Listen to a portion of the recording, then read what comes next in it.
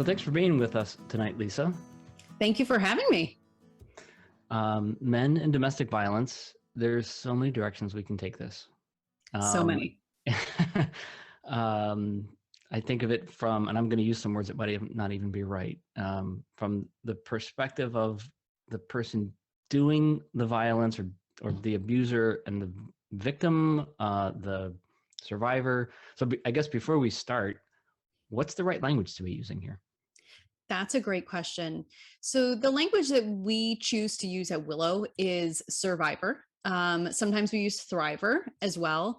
We tend not to use victim just as a blanket there, and use survivor instead. And the reason that we do that is that survivor is a much more empowering word. When we think about victim and people who have been victimized, we often have this kind of thought and image in our head of somebody who, has lost a lot of their power, things have been taken away from them. And we know that survivors are literally surviving, right? They're thriving through their lives. So it's just a more empowering term to use. That being said, we'll use whatever people identify as. If you identify as victim, that's what we're going to say. If you identify as none of those things, we're going to use whatever you identify with. On the flip side of that, we often do use abuser. That's the word that most people are going to use. We also sometimes will use the words people who do harm or people who choose to do harm, because abusive behavior is a choice of behavior. And we also recognize that there's a lot of people doing harm out there, and sometimes those are survivors in their past, in their current, or in their future too. So it's a little bit more encompassing of understanding where people's place is in their lives. Okay. Thanks for clarifying that. So when I think about men and domestic violence, I'm gonna just vomit my assumptions here. And one of the things that comes to mind is, how do we make men stop doing this? That's one angle that we can take. It is an angle we can take. It is, yeah.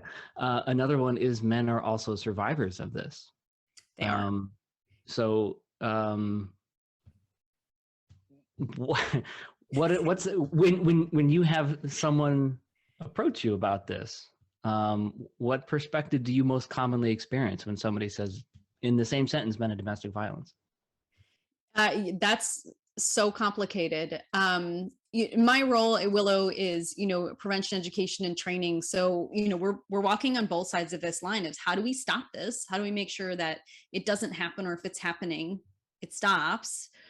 And what do we do when it doesn't stop, when it's happening? How do we help people? So, the first piece is recognizing that this is an issue that happens to anyone and can happen to anyone.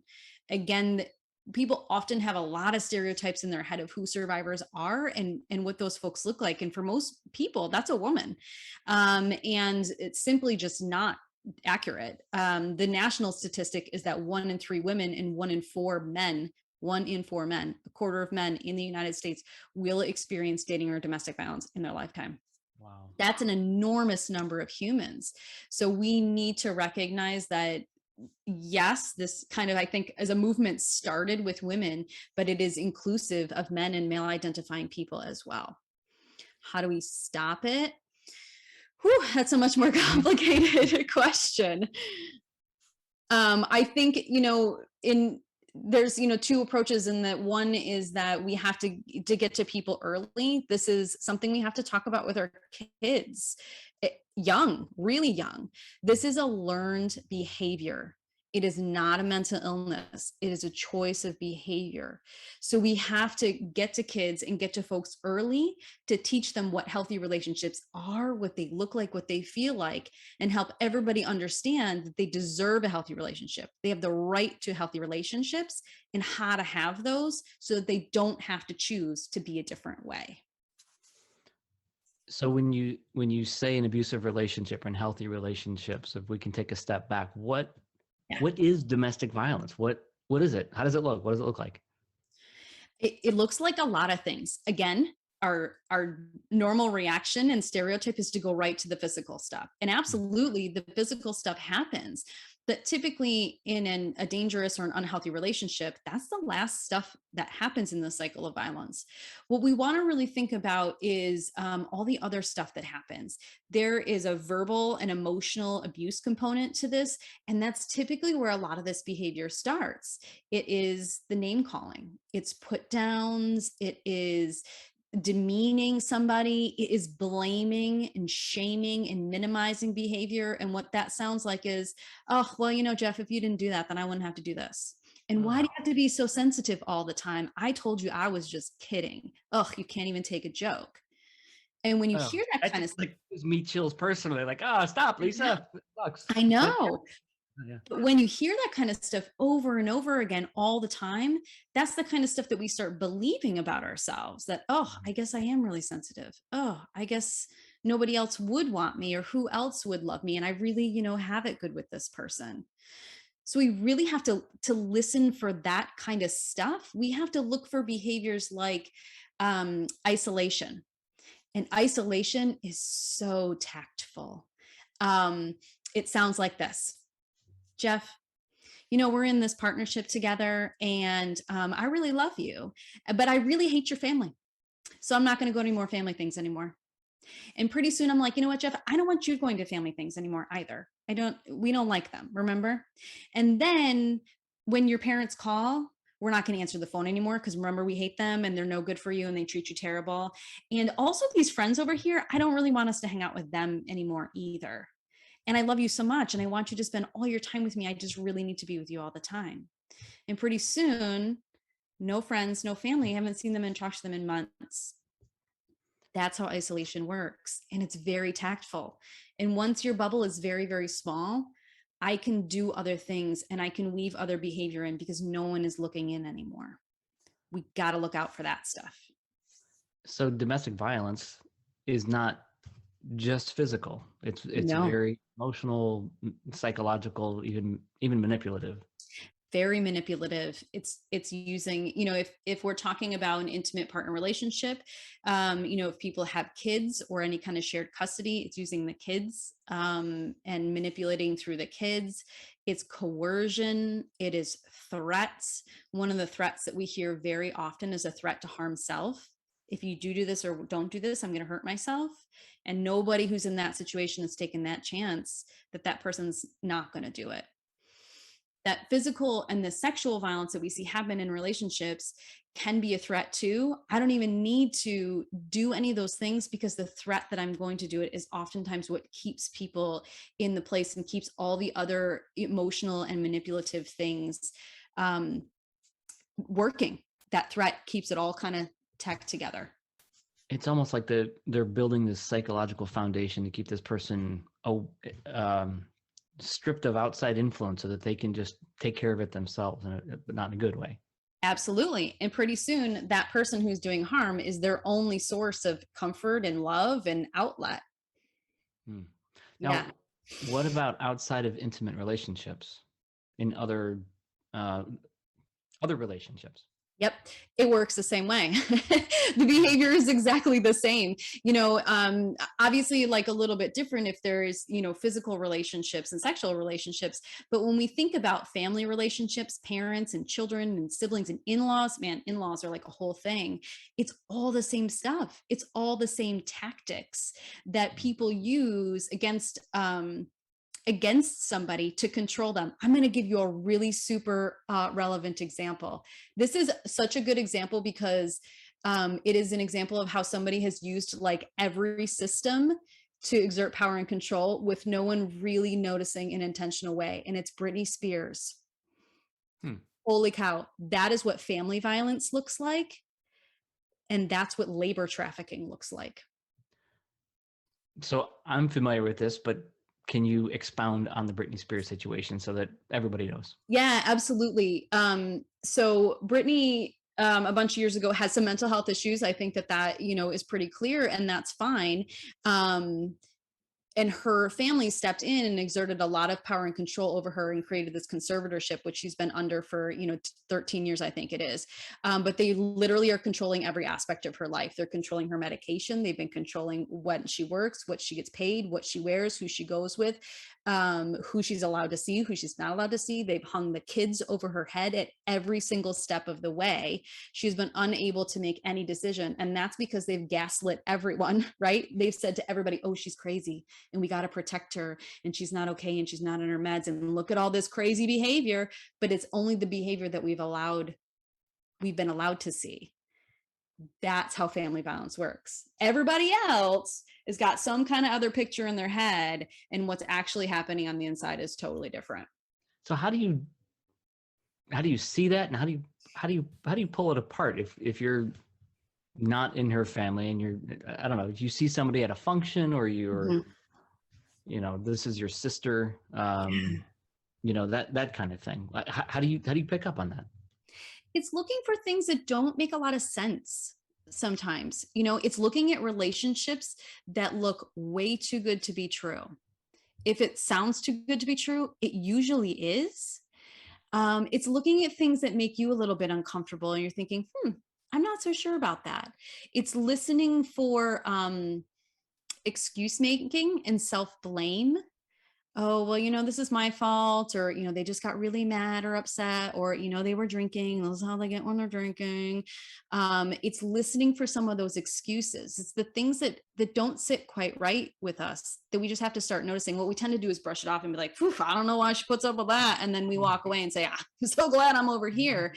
If that's our reaction, we need to lean in a little bit more and say, hey, are you okay? Do you need anything? I want to let you know that I'm here for you. Okay. You mentioned the term gaslighting. Yeah. What is that? So gaslighting is the tactic of doing things to make people feel like they're crazy intentionally. So it actually comes from a movie from, I think, the 30s. The movie is called Gaslighting. And what happened in the movie was the person who was doing harm was literally like turning up and down the gas lights in the home. And the woman in the movie was like made to feel crazy. Like, the lights are too bright, the lights are too dim. And he kept saying like, no, you're crazy. This is not happening. And all the while he was adjusting it to make her feel crazy. And we do this all the time. Jeff, where are the car keys? I told you to put the car keys over here and you didn't put them there. Where would you put them? Why did I just find these in the fridge? I just found these in the fridge. Now, meanwhile, I put the car keys wherever they go, but I'm telling you that you didn't do that. And now I'm like, oh, shoot, I can't even trust myself because I keep putting the car keys in the wrong spot. And that kind of stuff happens all the time, all the time. And it's a tactic of control, because if I can't trust myself, who am I going to rely on? This person who's always looking out for me and always finds the car keys for me when I need them. Now, this is a strange question, but do people know that they're doing this? Like, oh, yes. They know that when they hide the car keys, they know that it's going to mess with their partner's head, and that they can subvert and be in control of the situation. They know that they're doing this. Yeah. Abusive behavior is an intentional behavior. It is not an accident. It is very strategic. There's this idea that it is a mental health issue, that it's an anger management issue specifically. It is not an anger management. Anger management is diagnosable mental health. When somebody has anger management, they're angry all the time. They can't control it. That's why it's an issue. They're, Starbucks, Wegmans, the people on the Zoom call, doesn't matter who's in front of them, they're going to explode. But when we think about people who are abusive and do harm, typically they're beautiful, gorgeous people everywhere else. That's why when somebody comes forward and says, this person is harming me and I'm not safe or I'm not okay, we all go, what? No, that can't be. Not at least Nolan, she wouldn't do that. Get out of here. And it's because they've worked to create that persona so that everyone will believe them. And if I can choose to be great and wonderful everywhere else, I can choose whether or not I want to be harmful. So it is purposeful and it's strategic. So why do people do this? Where does it come from? You said that it's a learned behavior, but does somebody, where does it come from? We learn this from all different. That's a great question. Boy, if I actually really knew that, I would be a rich lady. Yeah. It comes from a lot of different places. We learn it from the environments that we grow up in. We learn it from the families that we grow up in. We learn it from our communities. We learn it from, our the communities that we're in. Maybe it's our neighborhood, maybe it's our faith group, maybe it is our school environment, extended family groups. We're learning it and we're seeing it in those places. But then we're also reinforcing it through, I mean, certainly now the media, it's through TV, it's movies, it is social media, all of that stuff. It is really hard to find really good examples of healthy relationships almost anywhere in the media. What we typically see is a lot of unhealthy junk and some really, really dangerous stuff that gets sort of glorified, or we don't even recognize, sometimes what we're looking at. It gets romanticized. Interesting. Now, you worked in higher education for a long time, and you said that's kind of where you got the inception point for your awareness about this, about domestic violence. Can you talk a bit about that? Absolutely. So for 14 years, I worked in higher ed. So I was working with college students. For lack of a better comparison, for the last 9 years of that career, I was the campus judge. So any student who was in trouble for something, did something, had to come and talk to somebody, talk about consequences, do all that kind of stuff. That was me. So I was the person who was making decisions about, like, you don't go here anymore. Can you pack your bag? Call your mom. You got 6 hours. Let's go. Come on. And a lot of the work that we were doing was students in dangerous relationships. It was a lot of dating violence, a lot of sexual assault on campus, stalking, sexual harassment, that whole gamut of things that we think, like, how could that be happening, and how much of it could be happening on a college campus, just as much as it's happening out there in the world. And pretty soon it became, a lot of the work that I was doing, most of the work. And honestly, I just couldn't be Switzerland anymore. I said, you know what, I literally need to take a stand here and jump to the advocacy side. It's a really hard place to sit in the middle to support all the people involved. That would be hard to just pretend to be objective. You are as objective as possible, but not have your heart pour into it the way that it is now. Yeah, it was really, I was getting to the point where I was thinking, like, I can't be objective moving forward, or I'm struggling to think about how to be objective. And that's when it's time. Yeah. Now, what about men's experience in on both sides of it, as the survivor or as the abuser? Can you comment on the specifics or the differences that men might or that you've seen in your experiences? Men you've come across? So there's not a big difference with men. The tactics that abusers use, how we see those folks keeping that power and control alive and well in a relationship are just the same. Gender does not matter. Relationship doesn't matter. Again, if it's a romantic relationship or it's a family relationship, the tactics are really very similar or exactly the same. So, the difficult part for men survivors is that there's such stigma in coming forward to say something is happening to me. Now, there's barriers for, like, literally every group. We could pick, like, one human, ask them, like, what's your story? And I could find you a million barriers in their story.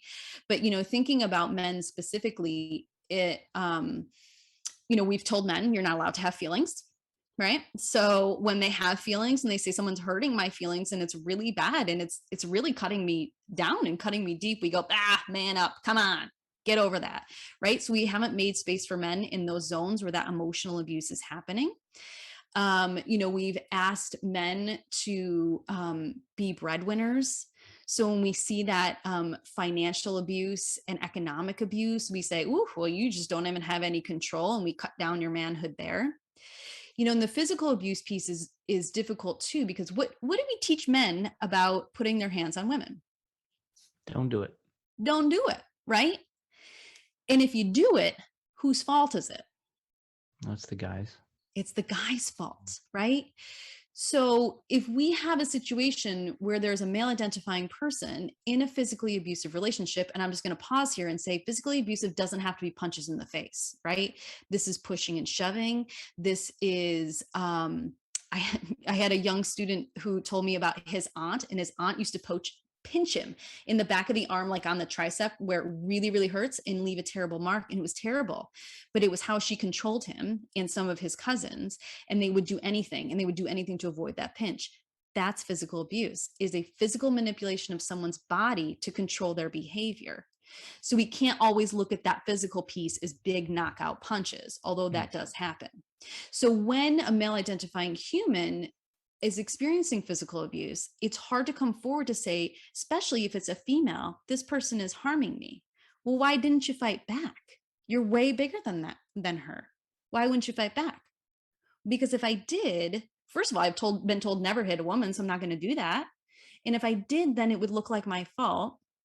And there's no way I can call for support or help or resource if that physical piece is happening to me, because who's going to believe me?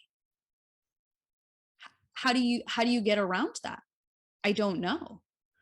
That's a really tough place for men to be in who are in those relationships.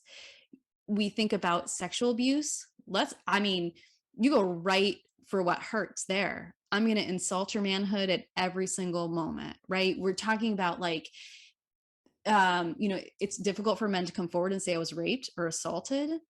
Thinking about women who are taking advantage of men and who are, you're not a man, you can't get it up, making fun of you in those zones, the places where you're most vulnerable. That's really hard to come forward and say, this isn't right and I'm not okay. Because everybody's going to look at you and go, well, are you? What's going on there? What's wrong with you? Yeah, I'm kind of nodding, like not shocked at that kind of response. I know it's a mocking response, but it's what I would expect if I was in that situation and I came forward. I would think, well, yeah, that's what would happen. Right. So it's as a side plug, it's great that you exist, that your organization, because I'm sure that they're greeted with support in that environment.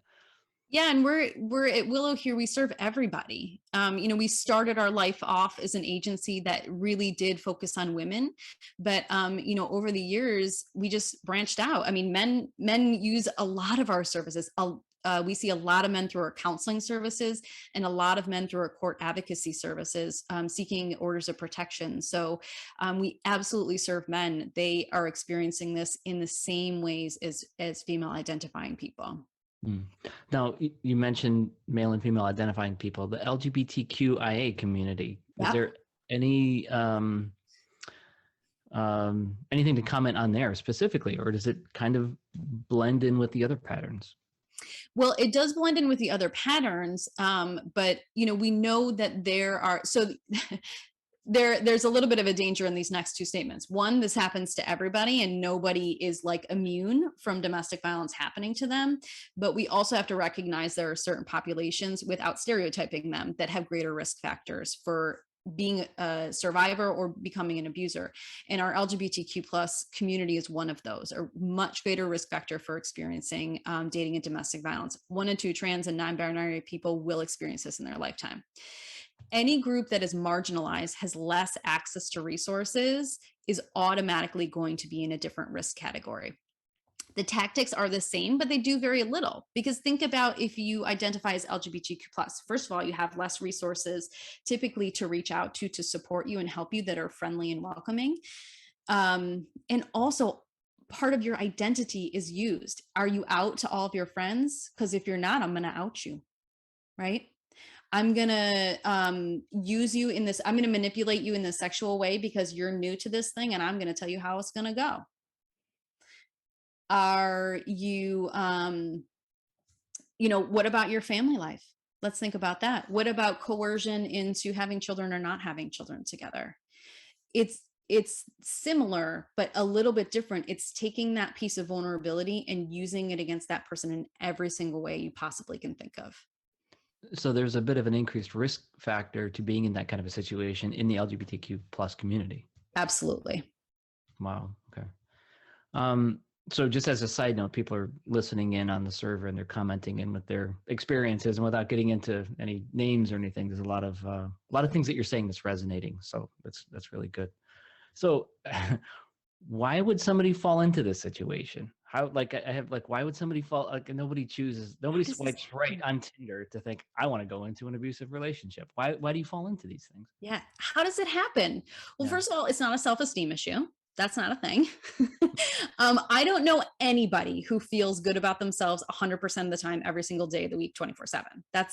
I don't, if you feel that way, I need you to contact me and tell me your secret, because I don't. In our moments when we don't feel good about ourselves, we're not thinking, you know what I'm going to do? I'm going to go out and find someone who's terrible. And they're going to Mhm. treat me terrible. We're going to do this thing. It's going to be terrible. And I'm going to struggle in it for a year. And then it's going to take me another year to get out of it. And then, because that was so bad, I'm going to find somebody just as bad or worse. It's not connected to our self-esteem. That's not a thing. How we get into these things are two ways. One, because it's learned. So sometimes people grow up in communities, in homes, in places where they don't know anything different. They don't know what healthy relationships look like, sound like, feel like. And if this is all I know, then this is what I'm looking for. And we can't blame those folks. We just have to say, you deserve better. You don't deserve to be treated this way. This isn't okay. It's like the Truman Show. We got to pop that bubble and like, look at what else is out here. Come on, come with us to healthy relationship land. The other way that we get into this is because it starts good. Almost never does a relationship start out violent or abusive, right? Because this is manipulative. It's here's my best analogy. It's the frog in the pot. If you boil a pot of water, you try to throw the frog in that pot, it's going to get out of there. It's going to try every single way to save itself. It's not going to stay in that pot. It recognizes the danger. But if you put a pot of water on the stove, put the frog in the pot, and then slowly turn up the heat with all those words and gaslighting and love and hate and abuse and love up and down, when that frog is boiling, it's already in trouble, and it doesn't recognize how hot that pot is until the danger level is so high that it cannot safely get out. And that's exactly how these relationships work. People will just turn up the heat really slowly until they've got somebody cornered and they are stuck. It's not, you can't just leave. I cannot leave. It is unsafe. There is danger. So that sounds like a, I don't know, double jeopardy kind of a situation where you can't leave, but you can't stay. I Mhm. mean, it sounds honestly like a nightmare. It's a Just as we nightmare. talked, it just sounds terrible. It's a nightmare. We can't blame people for not leaving either, Mhm. because sometimes it's literally safer to stay. Like when I'm here, when I'm in this thing, I can see that person and I know what's going to happen, and I can anticipate things, and I know how to keep myself safe because I've been doing it. So Mhm. I'm going to stay here because it's safer. If I get out of here, I don't know what they're going to do. I don't know what's going to happen. I can't see them. I can't track them. And then you toss kids into that equation, right? Because almost never is there like sole custody. It's really sort of a misnomer that like, if I'm in a dangerous relationship, I'm just going to take the kids and we're going to have custody and like wrap it up with a bow. That's not a thing. So thinking about like, I'm still going to have to send the kids over there, and I don't know what's going to happen if I'm not there. I can't see them. I can't protect them. I don't know if I'm going to get them back if I drop them off. So it's safer for me to stay here with the kids, even knowing that it's bad, because at least I know and I can protect them as best as I can. So staying is not a great option for many people, but sometimes it is literally the safer option than trying to exit. I will also say that when we tell people to leave, I need you to know that that's asking them to do the most dangerous thing that you can do. Most people who are murdered by an intimate partner or former partner are murdered within the first 2 weeks of escape.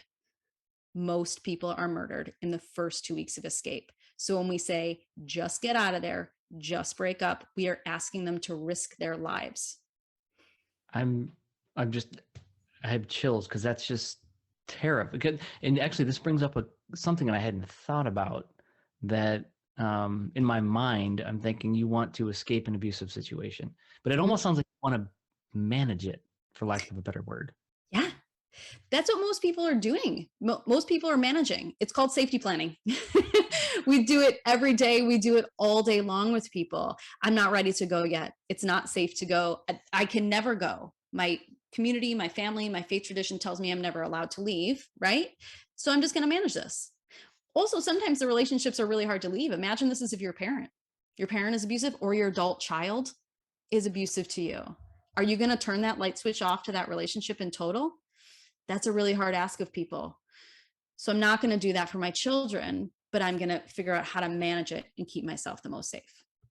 Wow. I feel like I'm learning a lot. Thinking of things that I haven't thought of before. And the people listening actually have a bunch of questions too. So I want to switch over Let's to go. the Q&A. So is there a pattern of verbal abuse later becoming domestic abuse towards men? I don't know if I understand the question. Is there a pattern? It sounds like escalating, maybe. Is there some kind of... Oh, sure. Maybe means like early signs or something like that that would escalate into becoming more exacerbated domestic abuse. Yeah, I think that sometimes the behavior that gets like laughed off, right? That it's like, oh, just kidding. Oh, you look like, especially looks. Let's just go on looks, like, oh, you don't look so good in that today, Lisa. Oh, I'm just kidding. You look great, right? Those little digs that quickly get reversed. We want to listen for those. That's not okay. That's how it starts. That's how I turn it up just a little half a degree, right? I crossed your boundary and then I came right back. We turn it up to a degree. And those do escalate, because then it escalates into, you look terrible today and you're not going to wear that. Yep. We take all those things and we just keep pushing the boundary as far as it can go. Ugh. I just have this feeling of disgust because I've heard that before. Those like little half a degree comments where you're like, ooh, that kind of hurt, but I don't feel like, not severe enough that I can call you out on it, but I kind of feel bad about myself now. But let's call people out on that. Let's call people out on that. Hey, man, that's not cool. I know you said you were joking, but let's not joke like that. That still kind of hurts. Even half a degree, that hurts. Good call. Yeah. Okay, next question. Is there a percentage of men who've left a situation with domestic violence or who have lost their life or stayed with the partner? I think this person is looking for kind of a statistic, stats. I think. Yeah. I don't think I have good stats on that, and I don't want to try to make it up. So okay. I'm not sure. Yeah. Totally fine. Understandable. So another question, why are there so few domestic violence shelters for men?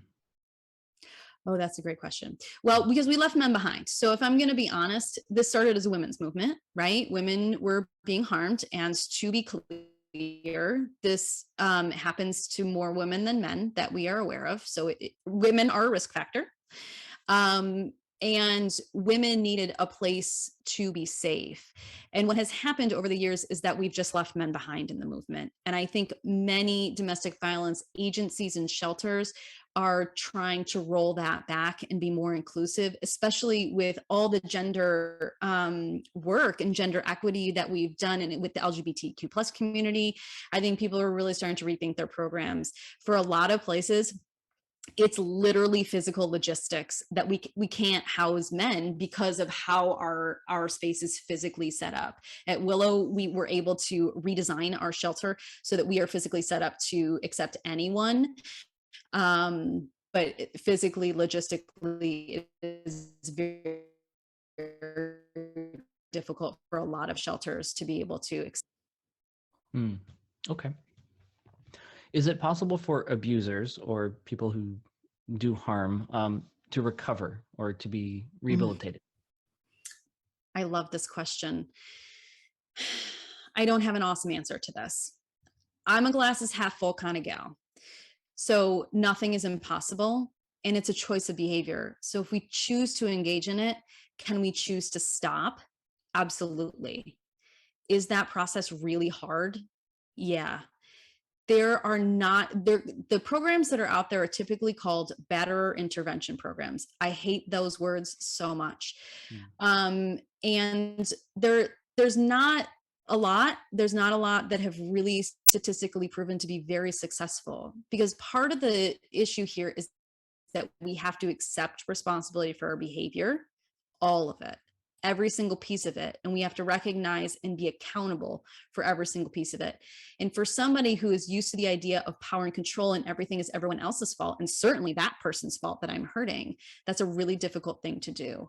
And then to track that long-term, to know that they haven't engaged in harm long-term in their life is extremely difficult. So My pie in the sky is anybody can change. Anyone can choose to be different. Statistically, we don't have good outcomes on that. The best predictor of future behavior is past behavior, unfortunately. Well, that's kind of a next follow-up question to that is, what is the frequency in which women abusers are held accountable for these types of actions, and women or men, I suppose? The frequency with which people are held accountable is, I don't have a statistic for you, but I will tell you from experience, it's not great. It's not great. Most domestic violence is considered misdemeanor. In here in New York State, it's considered a misdemeanor. It's not a felony. To rise to the status of a felony, something bad has to happen. And I mean like really bad. Like putting my hands around your throat and strangling you till you're nearly dead and we have to call 911 is typically not really a felony. That's not a thing, right? So yeah, I know. Wow. I know. So it's we don't see a lot of jail time. We don't see a lot of really good consequences. And the other piece of the consequences is there's not a lot of good programs, because what do? We send people to anger management, which we know is not anger management. So, we just don't have a lot of recourse. But the stats on accountability are not good. And it's a whole system. There are so many pieces of that system that are like, don't work well or are broken. I wouldn't even begin to pinpoint like one particular system or group. Mm-hmm. Now, what about when kids are involved? So when kids are involved, kids are being harmed, or kids are involved in the situation? I'm guessing this person meant not being harmed, but are involved in this. Well, I don't know. It could be either way. I guess if they're harmed or if they're just bystanders to the abuse of the parents. Mm-hmm. So there are options for kids. Child Protective Services, CPS is always an option. Anyone can call CPS in any situation. So please know that that's always a resource to you. CPS can be in the home. They can meet with families. They can speak with children. Yes, they have the ability to remove children from the home. That is never their goal. That's usually their last resort option. Kids who are witnessing abuse and who are there, even if they're not the targets of abuse, we have to know that it has really deep and long lasting impacts on them. If you want to go down a little rabbit hole anytime and do some research, a great rabbit hole to go down is adverse childhood experiences, ACEs. The CDC has some really wonderful information on ACEs, and it really shows in videos and graphics how this kind of stuff impacts children long term, even if they're not themselves being harmed, just simply witnessing. So what if, this question is, I suspect a neighbor or a friend is being abused. What do I do? Great question. It depends on your relationship with them. I would ask them some questions, right? It's very much like a private, intimate issue that we always think, we can't ask about that. That's behind closed door. You can ask.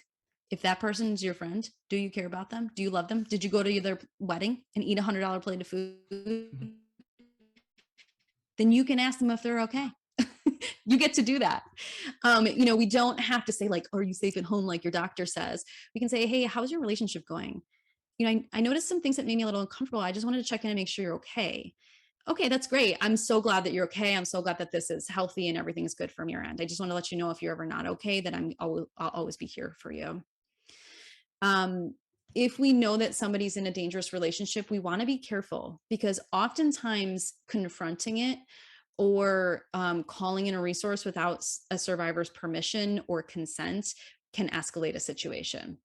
I'll tell you, there's nothing that escalates a situation like the police randomly showing up at the door. That's our first instinct, right? Like something bad is happening, call the police. And I'm not telling you not to do that. You do you. But I also want you to just pause and think, how could this make the situation worse if I called the police? How could it make the situation worse if I gave you this number to a hotline right in front of this person? Or if I just left it in your mailbox? We have to really think about how we can discreetly ask the questions and how we can discreetly pass along the information that's not going to put somebody in more danger than maybe they're already in. Interesting. another question. Is there a difference in safety planning for men and for women? Well, we safety planning is individualized, so it's really mostly based on the individual person and the relationship that they're in. So, we're looking at like your physical stuff. We're looking at your emotional safety planning. We're looking at your work. We're looking at, do you have kids? Do you have pets? Do we have to safety plan for pets? Let's do that.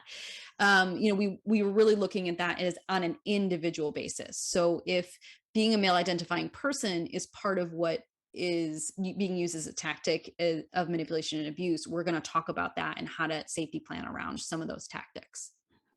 Okay. So typically at the end of a discussion like this, I might ask, well, what's something we can do? But I know that you have kind of a compendium, for lack of a better word, but you have some actionable things that if somebody's in this situation or they know somebody, things that they can do. Can you enlighten us to those things?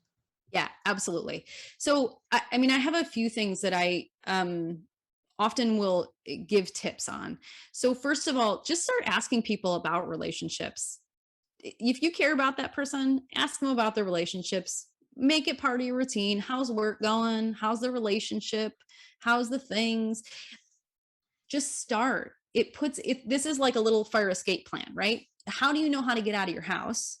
The reason that you know is because you think about it. Ooh, if this is on fire, I'm going this way. And if that way's blocked, I'm going this way, right? So it's that same thing. If something bad is happening, ooh, I remember that Jeff asks me about my relationships every time. I think he's probably a safe person to talk to. So just start asking. Figure out a way that's comfortable for you and do that in your life. Keep asking. Don't assume that because somebody said, yeah, I'm good, all is well, that everything is good and all is well, because things change. Remember, we're just turning up the heat on the pot, and it was okay last week. It might not be okay this week. The number one thing I want people to do, though, is believe people. When somebody comes forward and says something is happening to me, or I think something is happening to me, or I'm just not sure, or this is happening and here's all the things that are happening, it's this person, I need people to just believe them. Even if you don't believe them, I need you to just close your lips and listen, honestly, because that is the thing I think at our agency and in our work that we hear the most, is that people aren't believed for all those reasons, especially when I think about men, right? We already talked about the stigma and how hard it is to come forward. Can you imagine if you're the person, you're the most trusted, safe person, somebody tells you something and then you disregarded it, and then something really bad happened to them and you're like, oh no, they told me that and I didn't believe them. Now, I'm not trying to pile the guilt on you, but here we have to believe people, because that's why. Because people don't come forward to tell us this stuff when everything is all good and they're safe. They come forward because they need something and they need somebody to listen and be supportive of them. The number of survivors that come through our service that tell us, you're the first person who believed me, is astounding, because we know how many people they've told. We know how many people have witnessed things and still don't believe them, still question whether or not it's actually happening to them. Believe people, listen to them, and then don't feel like you have to take the whole thing on yourself. You don't have to be an expert. You don't have to be the savior. You don't have to fix it. You don't have to do anything but sit there with that person in that moment and believe them, and then say, you know what? I don't know what to do, but I think I know some resources. Let's call this hotline together. Let's reach out to this person I know together and do this together if that feels safe for you. Can you do that right now? Don't make decisions on behalf of survivors. Don't just like, oh, you know what you need to do? You need to go to a shelter. Let's make that happen. That happens all the time with law enforcement. They just show up and they're like, this person is in a dangerous situation. And so we brought them to you, and then law enforcement leaves and they're like, can I go home now? We're like, yeah, we'll take you there. So, don't make decisions on people's behalf, because the other thing about surviving domestic violence is about power and control. And we're taking that power and control away from them when we do that. Give them the choices, give them the options. What do you want to do? And sometimes you have to recognize that it's nothing. I don't need anything right now. I just needed you to know, and I'm just going to continue surviving, and I'm going to continue making it through the way I am right now. I just need to know you're here for me. That's a good list of things. So I appreciate your time, Lisa. Absolutely. This has been really great. It's sad that this is happening, and it's great that there's a resource like Willow, and other domestic violence centers that are out there in the U.S. and the world. So I really appreciate you being here tonight with us. Thank you for having me. I really appreciate it. I really appreciate being invited into the space that is safe for men to be in. I appreciate you having the space and being allowed in it. Well, great. Yeah, thank you It's been for being awesome. here. Yeah. Before we go, we have an announcement. We're happy to announce that VM will be participating in Movember this year. You can help us help the Movember Foundation's fight against male suicide, testicular cancer, and prostate cancers. You can donate or you can participate yourselves by joining the official VM team and growing your mustache for the month of November, or by moving 60 miles to bring awareness to the 60 men who lose their lives to suicide each hour, every hour across the world. So for more information, you can check the show notes or you can go to us.movember.com and search for Visible Man and donate and become an official VM bro. Mo Bro or Mo Sis today. So thanks again for being here tonight, Lisa, and we'll talk to you soon. All right. Thank you.